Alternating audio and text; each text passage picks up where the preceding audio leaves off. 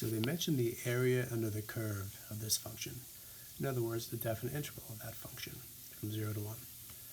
So, in terms of the first four terms of the Maclaurin series, let's find the Maclaurin series for this function. The Maclaurin series for e to the x has its first four terms looking like that. So think of that as a function of x, and let's take that function and input x squared. So everywhere we see an x, we put an x squared.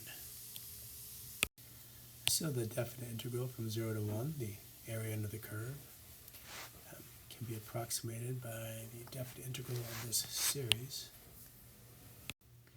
Now if we had the infinite series, then this value would be exactly equal to that, but we're only going to use the first four terms, which gives us an approximation to the area under that curve.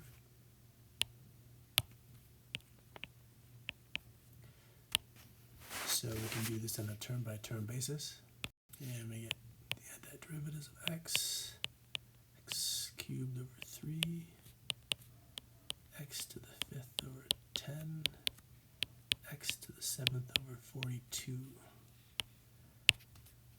evaluated from 0 to 1.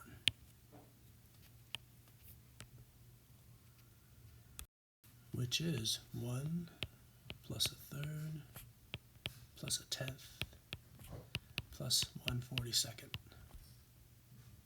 And that is choice A. No problem.